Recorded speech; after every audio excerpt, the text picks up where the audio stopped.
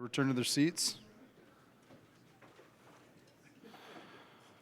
Welcome, everyone. My name is Ben Pomeranke. I work here in Springfield for Worldwide Technology. I'm pleased to introduce our next speaker, Erika Gerdes, like Curtis, for those of you who have a hard time remembering names like I do. Erika is an authenticity development and executive leadership coach, speaker, and writer. Erika grew up in Springfield, graduating from MSU with BAs in communication and Spanish. She went on to spend 12 years at Google. She has since left to pursue her mission for helping people be audaciously authentic and impactful. While Erika's courageous journey included overhauling much of her life, Erika teaches others that true change starts from within.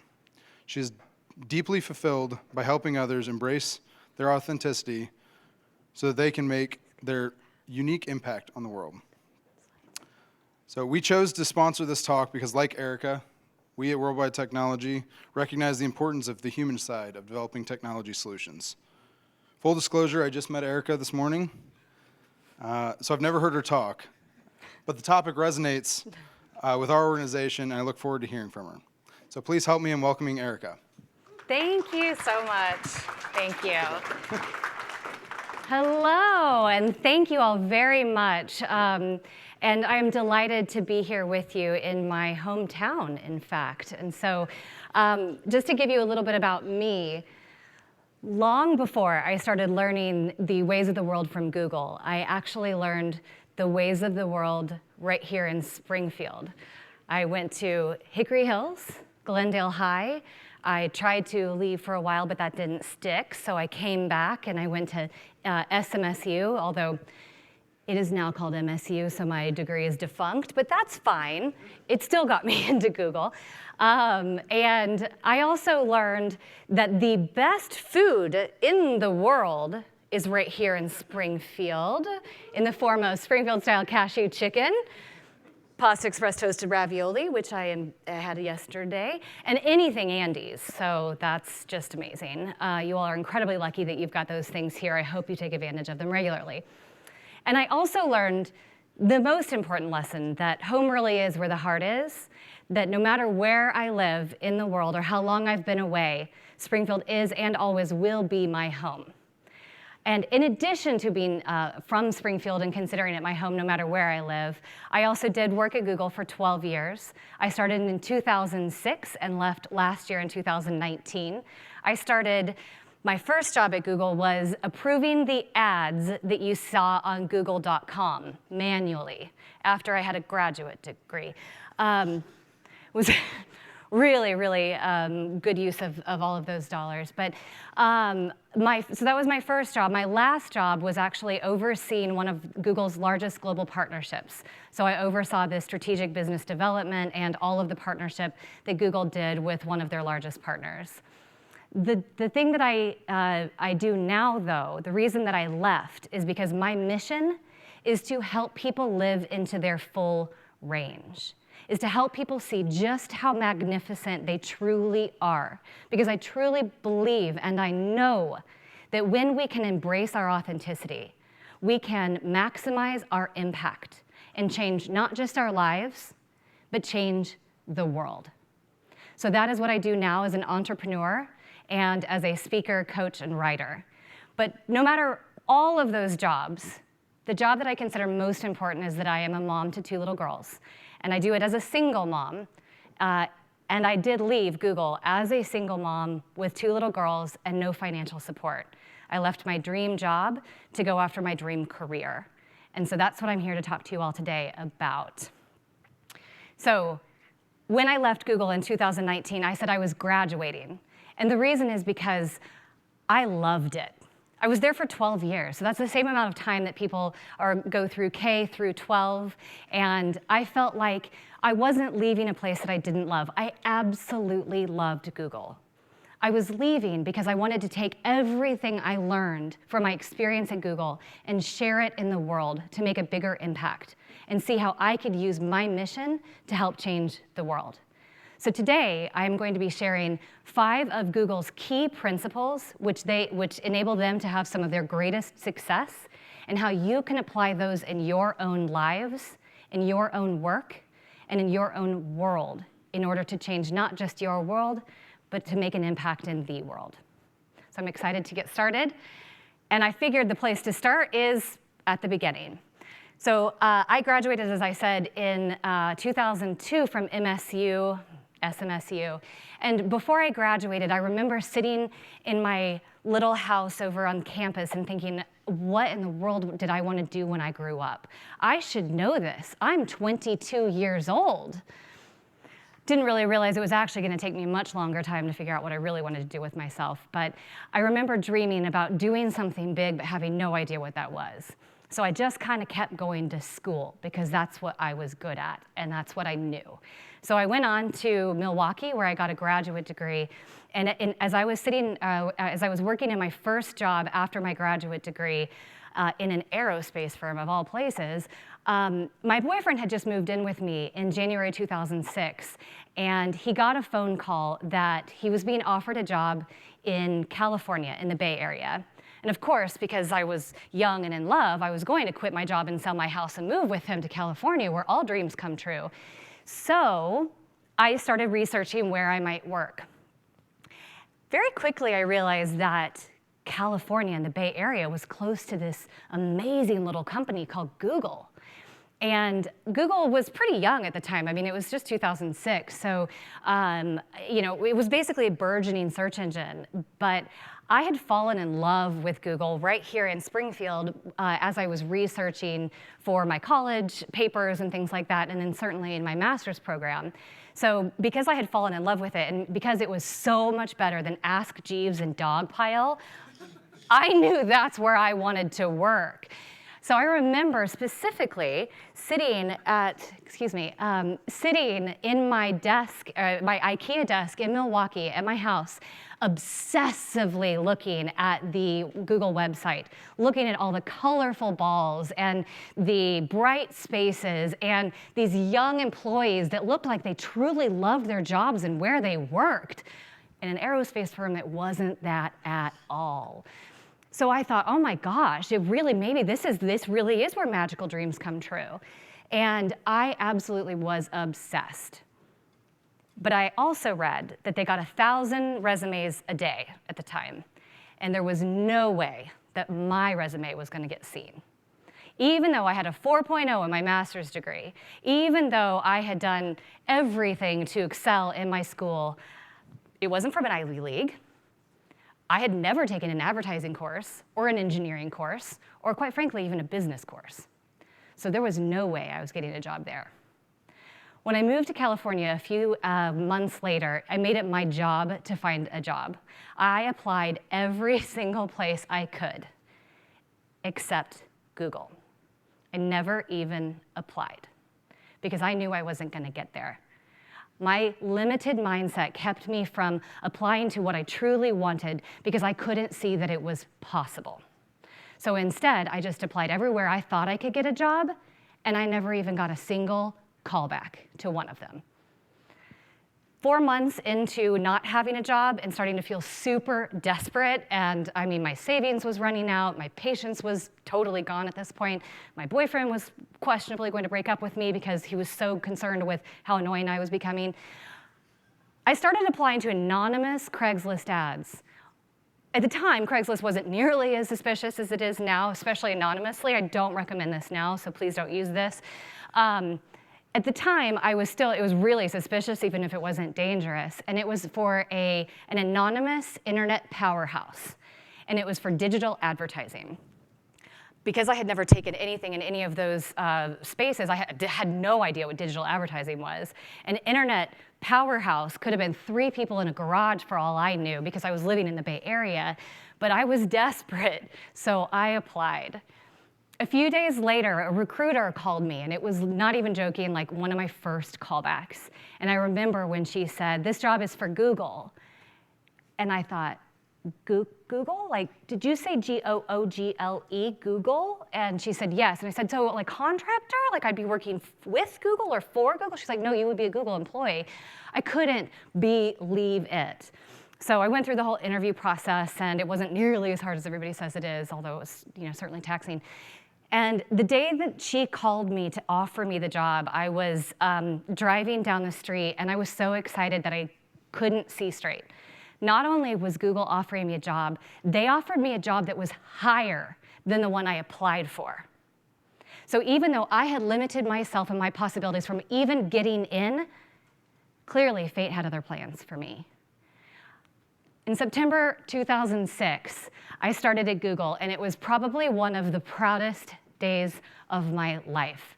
I had made it, and it was everything I thought it was going to be, and so much more. I mean, all those pictures that I saw, they were really true. It legitimately looked like adult daycare there. It was awesome. I mean, how cool is it that we could wear backpacks and wear sandals and jeans and t-shirts? And I didn't dress like this every single day, but I mean, it was amazing. It felt like it was an extended version of college or graduate school, but way funner, and I got paid. So I absolutely loved it. When I started, there were fewer than 10,000 employees with the company. When I left, it was over 10 times that, and I was more tenured, not more senior, but more tenured than 93% of Googlers. So it grew a lot. One of my favorite early memories, starting in Mountain View in the global headquarters, was the day that they called, I think it was an email that they sent around asking a bunch of people to come out to a field for an aerial photo shoot. And they said that it was going to be for, they didn't tell us what it was except for it was going to be an aerial photo shoot. And if we wanted to be more visible, maybe we could grab something. So I grabbed this big yellow exercise ball because, again, adult daycare. And so we go out to this field, and I'm trying to hold this thing out so that I can be seen as this helicopter is flying overhead. And it was so much fun. I mean, I thought we were literally just playing out there while they're taking pictures of us. And then, we went back to our jobs and we forgot about it. And a week or so later, they announced that that photo shoot was for when Google was announced the #1 company in the US to work for the first time. I really had made it. Not only did I make it, not only did I get a job that I didn't actually apply for, and it was for a position that was higher than the one that I was originally applying for, I also got to be in the photo shoot that was for the documentation of the first time this company was named the #1 company in the US to work for. None of that would have been possible if I had paid attention to my own beliefs, my own mindset, what I thought was possible for my life.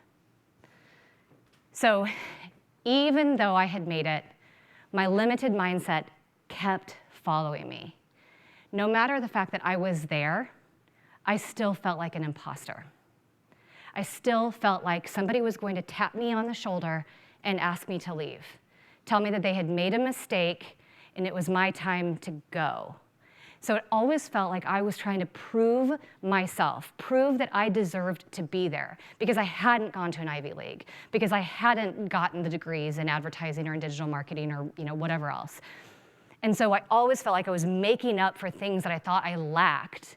And in doing so, it meant that I was always doing more. It never felt like enough. I thought I was really alone. I looked at everybody else around me, and I could see that they were so confident. They were so sure of themselves, like they would talk up in meetings, and they would say all these big words. What was wrong with me? What I realized is we all felt the same way. Over the years, I ended up disclosing this to a bunch of people. Every single Googler that I spoke with had that exact same feeling. Didn't matter what job they had, didn't matter what degree they had, didn't matter how old or how young they were. They all felt that way.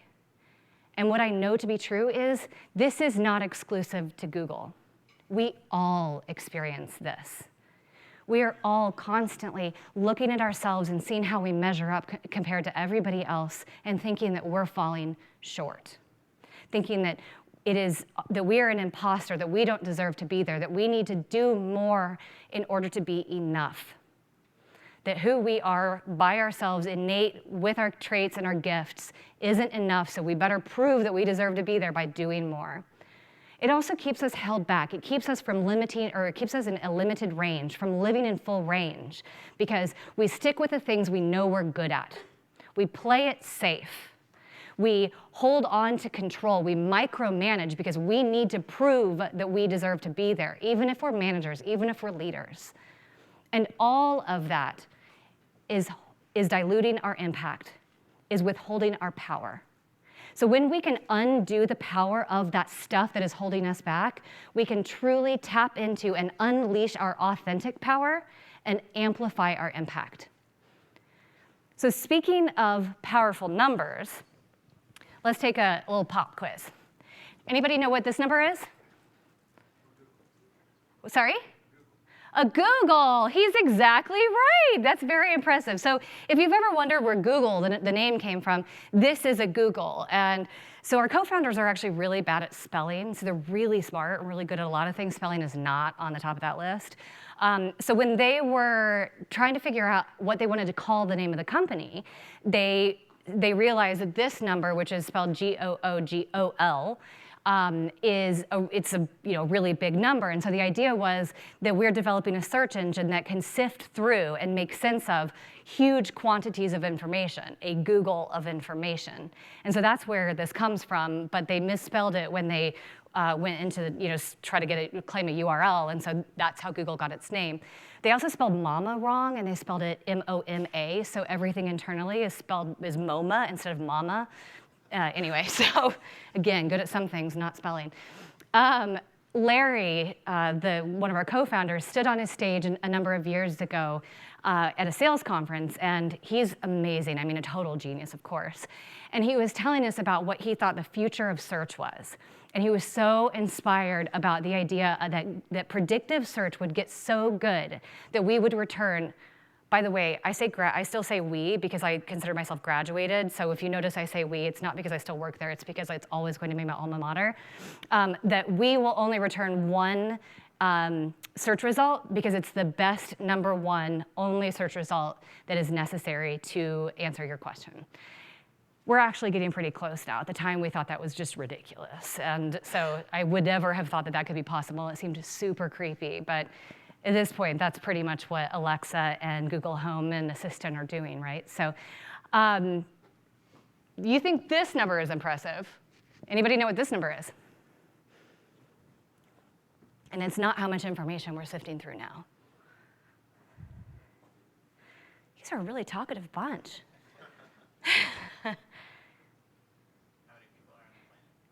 Good thought. How many people are on the planet? Any other guesses? Yeah, okay. How many atoms in the universe? It's the odds of you being alive. I didn't make this up. This is literally the odds of you being alive.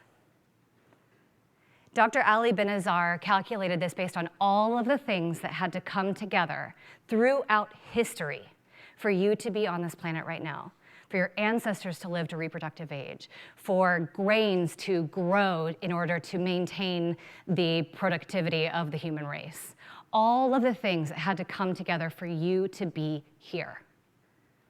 So in addition to the fact that this is a pretty darn big number, if you think about it, there has never been, and there never will be, in the history of the human race, another person who has your specific experiences, perspectives, thoughts, skills, talents, and gifts.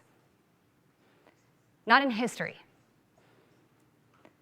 So when we are able to see how magnificent we are, it's not just improbable that we're a miracle, it is absolutely a fact. You are here for a reason. And when you are able to embrace who you are and the experiences that you have and the gifts that are innate to who you are, you can amplify your impact. You can absolutely shift from a mindset of limiting your opportunities because of what you're not to maximizing the impact because of who you are. So that's what we're going to be talking about today. And when we think about how we can maximize our impact, there is probably very few other companies in this world who can teach us a thing or two about impact besides Google. So let's start with the first one. The first is have a mission that matters. So this is actually one of Google's foundational principles. They absolutely believe that their mission should matter about everything they're doing within the culture and the products that they are releasing. So every single Googler knew this mission by heart. Organize the world's information and make it universally accessible and useful. There was never a test. We were never like told that we needed to know this information. It was just so ingrained in our culture and in the products that we released and the things that we did and the values by which we operated that we all knew it by heart. I remember that when Google announced that we were getting into the phone business, I thought we were making such a huge mistake. It was 2007, I was working in Mountain View, and I remember sitting at my computer and thinking, oh God, what's my out clause? Because I really thought, this is like, we're going downhill. Like, why in the world would we get into a hardware phone business? We had just not long before that purchased YouTube, and everybody was super excited about that. And now the phones, it just felt super frenetic. And then I remembered our mission statement. And I'm not even exaggerating when I say, when I thought about how hardware and getting into the phone business actually made sense, when I think about it from the context of having a mission such as this, I could see why we would do it. And it really, every single product, every single tool that we ever designed and released, and a lot of ones that we didn't, they all ladder back to this mission statement. When we actually launched our phone the next year, this was the HTC Dream, if anybody else had it, I did. Google gave us this particular phone for Christmas, and I was talking to my best friend, who happens to be in this room right now, in 2008, and I said, oh my gosh, Google just gave me an Android, I'm so excited. And she was so excited to see this thing, like she couldn't wait, which I thought was a little strange, but I was like, great, cool, I like that I'm cool. And so a few days later, I got back to Springfield, and and she said, let me see your Android. And so I went into my purse, and I pulled out my phone, and she frowned. And she said, oh, I thought it was going to be a robot. Little did we know, a few years later, we started actually making robots. So the cool factor went down a little bit, but I think I amped it back up over the years. So what is a mission statement? A mission statement is a fundamental operating belief that a company has to really orient them around, why are we here? What is the unique impact that our company can make? What is important to us that we believe we need to funnel our energy and our resources into this problem that needs to be solved? If those aren't the kind of fundamental operating thoughts and processes around a mission statement, then it's probably not a super organized company, and it's probably not going to be nearly as successful. But when it tries to address those questions, it really succeeds. Google succeeds because it really does hold by its mission statement. And it really does organize and orient all the products that we work on and the values that orient the employees. But what about a mission statement for our own lives? Does anyone have a mission statement?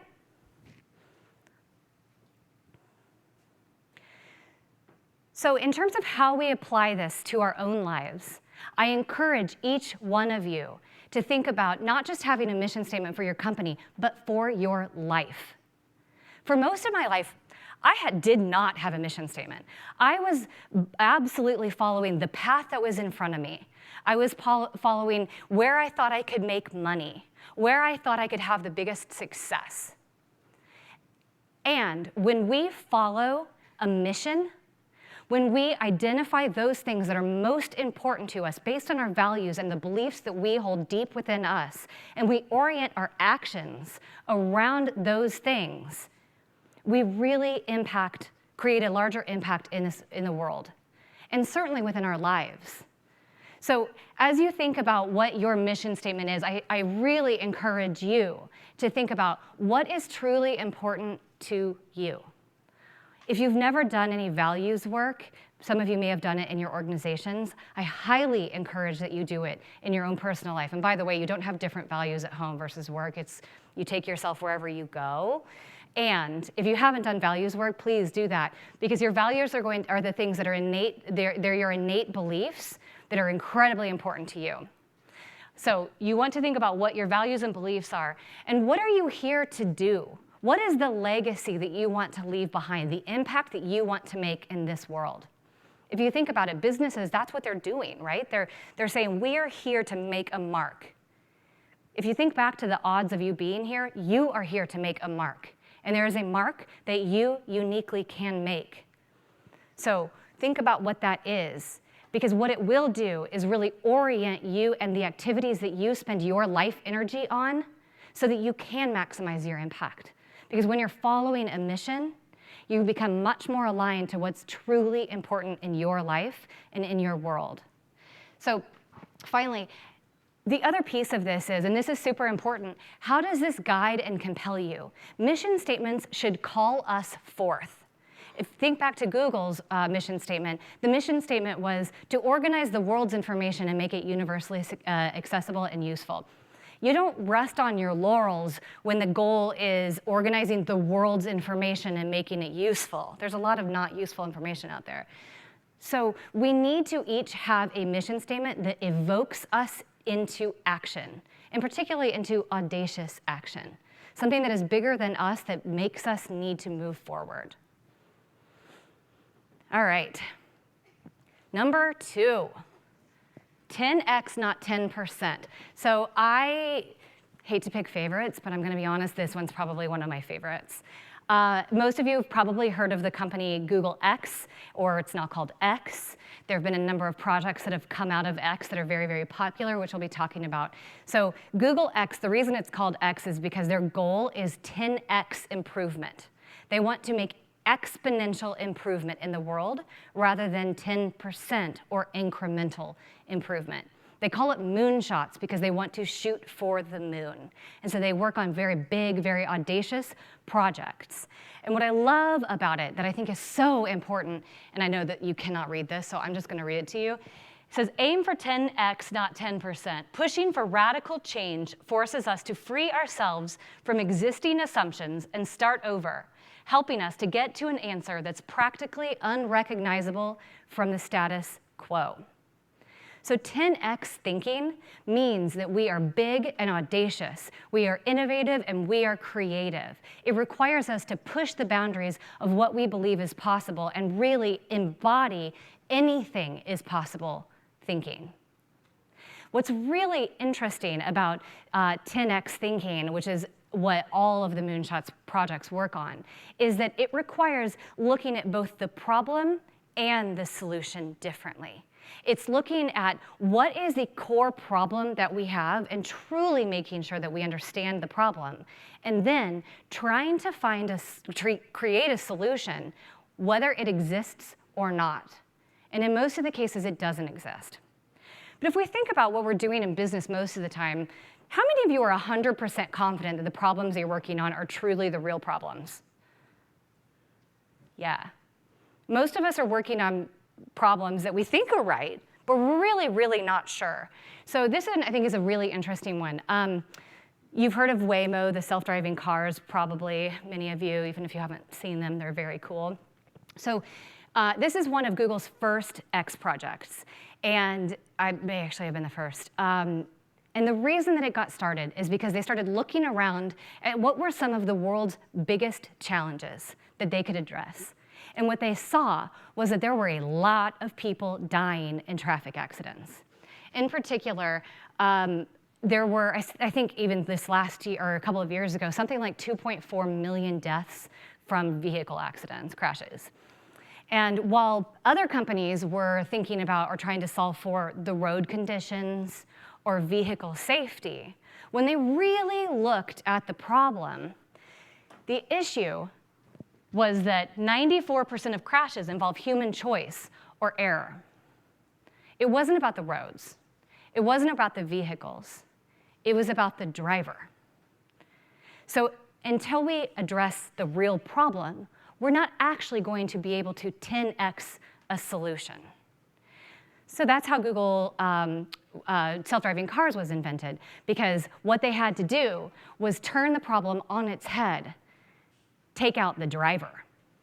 It wasn't about improving the roads. It wasn't about changing the vehicles. Of course, you had to do that when you take out the driver, but By taking out the driver, they were able to eliminate almost all accidents. And so that's what the vision is. That's what the mission is. It's not get a whole bunch of creepy self-driving cars on the road. It's how do we save people's lives?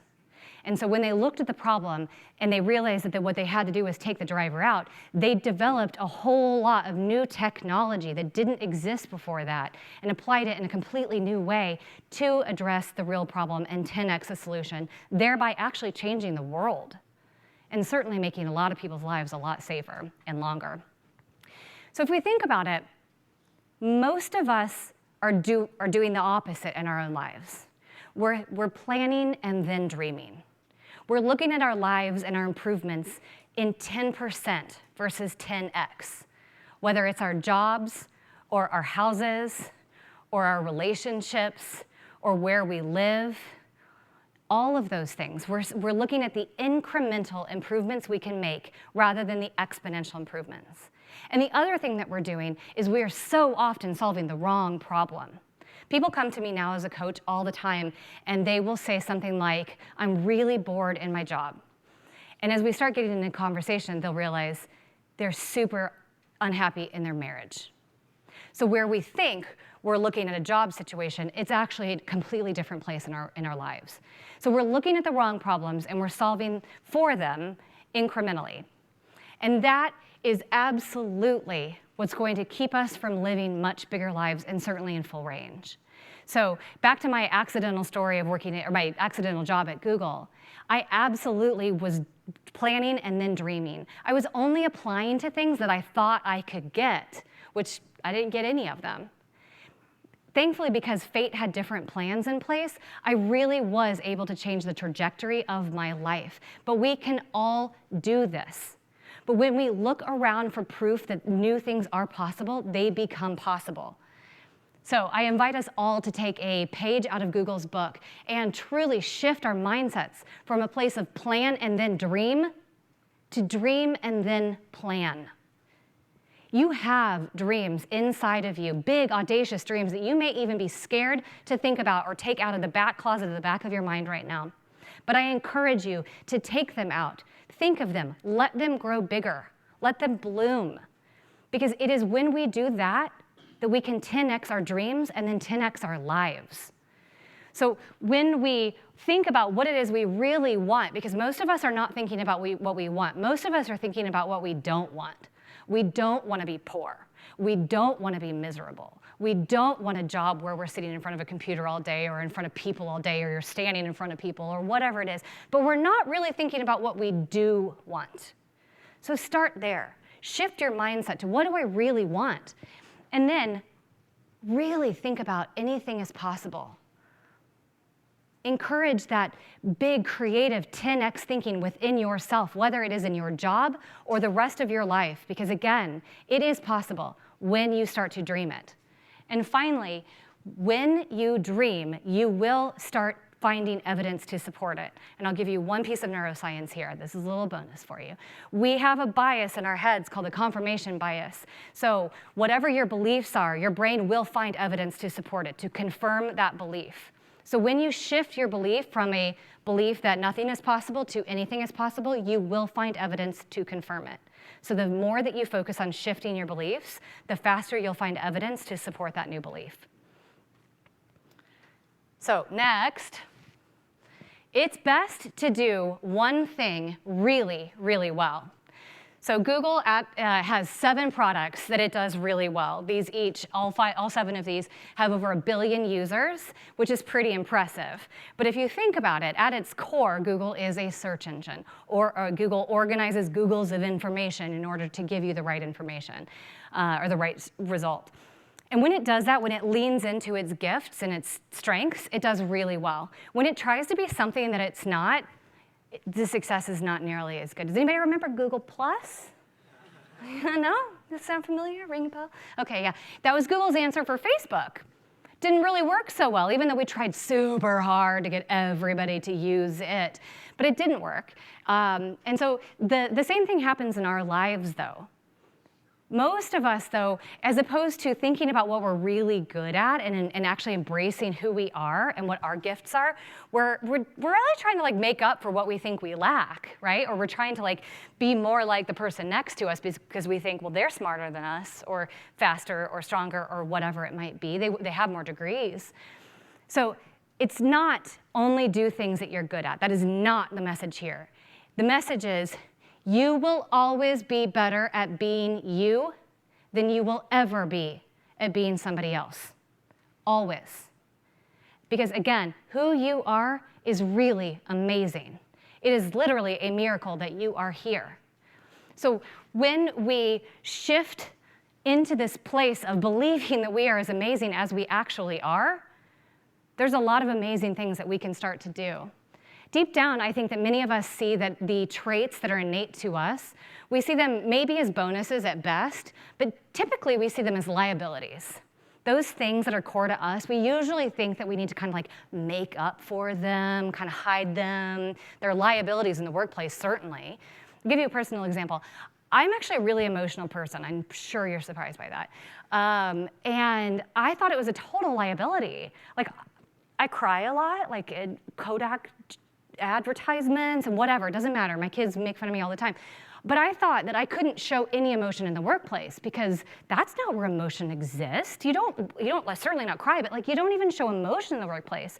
So I narrowed the scope, I narrowed the range of what discussion topics I could talk about and what emotions I could share. And I kept a lot of that stuff super, super tightly knit. And I thought, okay, I just got a control for this.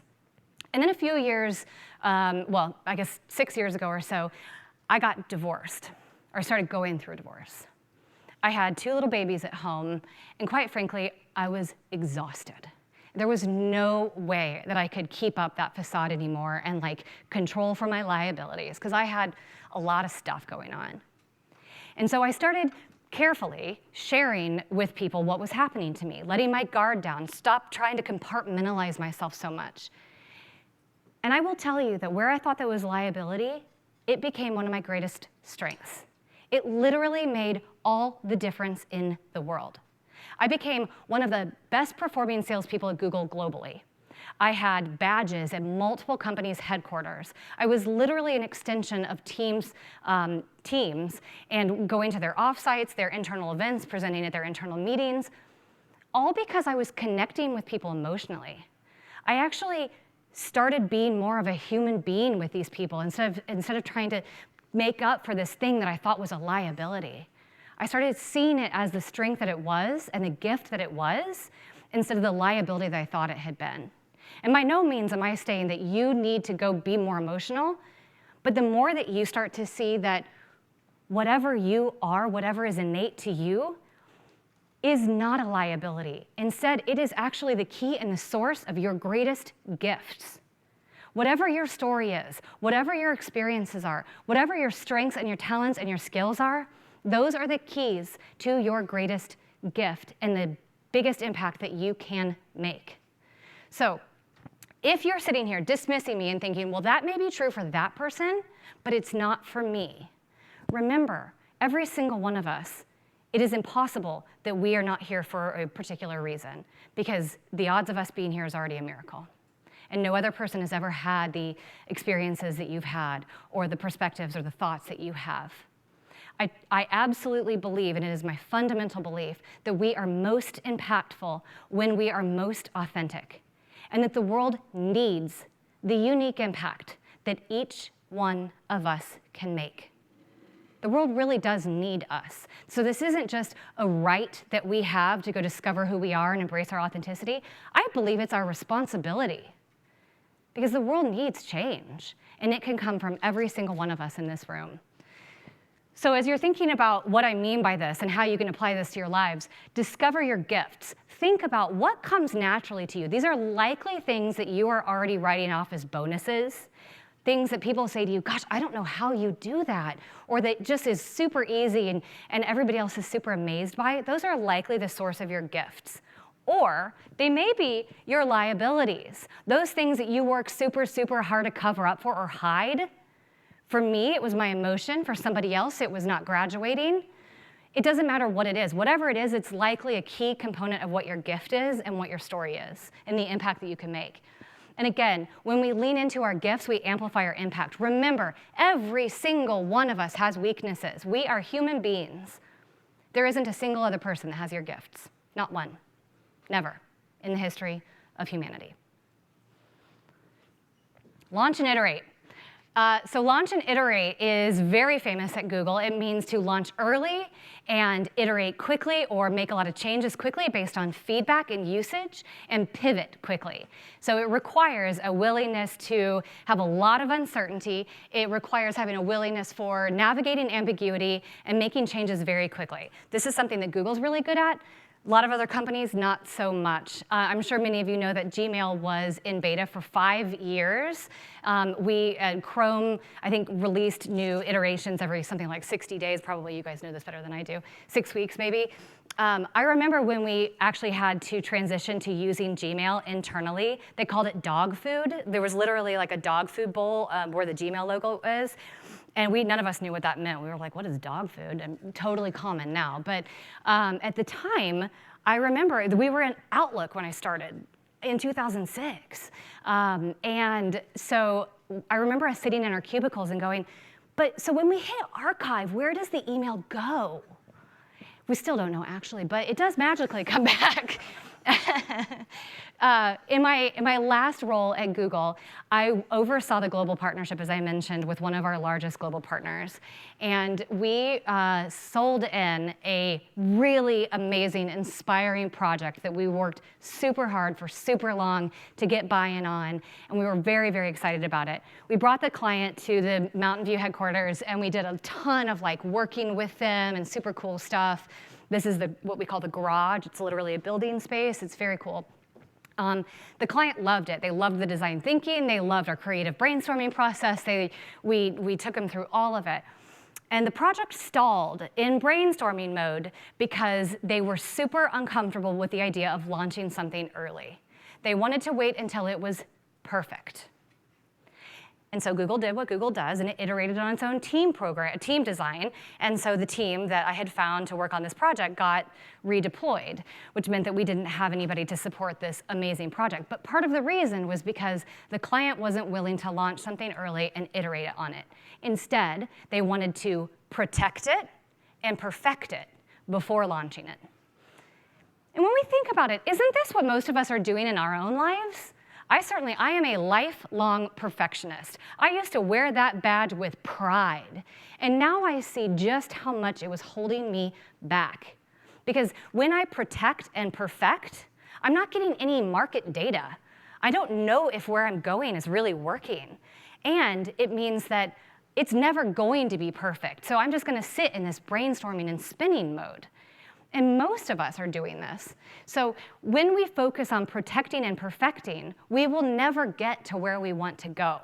So I encourage all of us to shift from a place of protect and perfect to launch and iterate.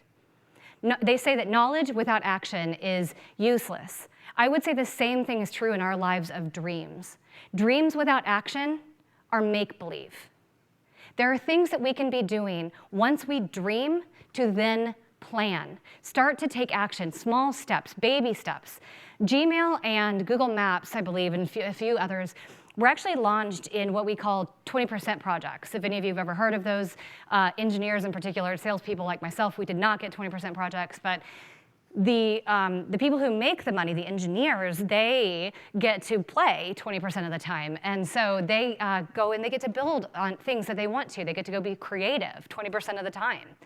And so Gmail and a bunch of our other products actually started as these just small play projects, not as these big things that needed to make a ton of money and lots of progress or lots of traffic.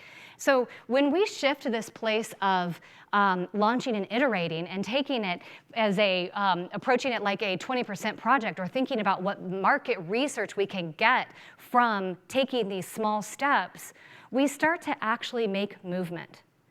They say that, I'm sure you've heard this from the Dow, that the journey of 1,000 miles starts with a single step. You do not have to have it all figured out. You just have to take one step. And And when you take that one step, it turns into another. And it may not be in the same course and path, but every single step that you take will give you insight that will help you move forward, and especially when you're moving forward toward a mission. Oh, this one's hard for me. So failing as an overachieving perfectionist was the worst four-letter F word in my book. I absolutely stayed away from it like the plague because I thought if I failed at something, failure meant I was a failure. It wasn't just the project that failed, it was me. And if I failed, who was I? And so I made sure that I never did anything that I would fail at. And in doing that, it meant that I really narrowed my range. I stuck to what I was good at. I never tried new stuff. I got really good at the stuff I did, but it was like that big. It wasn't this big. It wasn't expansive because I was unwilling to be mediocre or to learn something new because I didn't want to fail.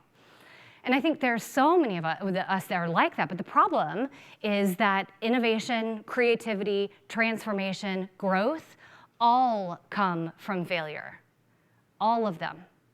So Google, despite the Googlers being not so great with failing, Google's really good at failing. I'm sure many of you have seen this. This is a Google cemetery. These are all the projects that got killed or sunsetted, and so there's a whole celebration cemetery for them. I'm sure they have rites of passage and whatever. But anyway, so Google kills stuff a lot. It sunsets them. And when it sunsets them, it does it because what they realize is that it's not necessarily upholding the expectations that Google has. But what it does is by failing, it pushes on the boundaries of what is possible and expands those boundaries even further. And the same is true in our own lives. When we fail, we can fail forward. And when we fail forward, we expand our boundaries and our range. So quickly, going back to my story about selling in this amazing project, I wouldn't let it die. I would not sunset it. I knew I should. I absolutely knew I should. But if I did, I knew I was a failure. And if I failed, I thought I was going to get fired. So I wouldn't let it die. And then it died for me because we couldn't make it work. And it was really bad timing because another global project died at the exact same time that I was working on. And I went from thinking that those projects were getting me promoted to knowing they were going to get me fired. So as an overachiever my entire life, I thought my head was going to roll. And I remember spinning out and wondering what in the world I was going to do because I knew I was a failure. I was ashamed. I didn't want to show my face. I didn't want to tell anybody about it. And I knew I had risked my kids' future. This was the evidence I needed for why I didn't take risks. This was why I stayed safe. And for all of that worry, none of it happened. Instead of failing and firing, I failed forward, and it actually made me reach the height of my career. My leadership surrounded and supported me and thanked me and appreciated the fact that we found the boundaries, and we pushed on the boundaries, and we could see where Google needed to do some work. And so by failing forward, I actually expanded my range and took my career to the height of my career. And at the same time, it's the lesson that made me realize I needed to leave Google. It was the most important lesson I learned, that if I could learn how to fail, if I could take big risks, even if I failed, that risk was going to expand my boundaries and amplify my impact, increase my range, and allow me to do bigger things than I ever thought possible. So if I could learn how to fail forward, then I would learn how to fail successfully. So I encourage all of us to do this. Look at our failures as successes. What is the success of the failure? What did you learn from it? How can this help you pivot and move forward? Failure leads to greater success. Again, for me, my biggest failures led to my greatest successes, both at Google and in leaving Google. And finally, the only true failure is to not try. The reason I decided to leave Google is because I finally realized that I was the only one that had been limiting myself. If I didn't try, that was the only failure. I hadn't believed in myself so many years before to even get into Google. If I could believe in myself and be willing to try, there was no failure, even if I fell. The same is true in all of our lives, every single one of us. So I will leave you with, Larry Page, the founder of Google, says that we should be working on things that make us uncomfortably excited. And my hope is that today you are uncomfortably excited about the prospect of stepping into a larger space, expanding your own range, embracing who you really are. Because who you really are is amazing. I know that there are some of you that are thinking that may be true for somebody else, but not for me. I am talking to every single one of you in this room. Every single one of you has gifts that can change the world. And I absolutely, as I said earlier, believe it is not just our right to discover what they are, it is our responsibility to share them. So when we share our successes and our failures, our visions and our missions, when we dream big, plan, and take steps forward, we begin to increase our creativity, we expand innovation, we deepen our connections, and we strengthen our teams, our communities, and our businesses. As I said earlier, I truly believe that each one of us has the ability to make a unique impact on this world that no other person can make. When you are most impactful, when you are most authentic. So, knowing all of that, choose now. Choose today to stand in your authenticity and make the impact that only you can make. Thank you very much.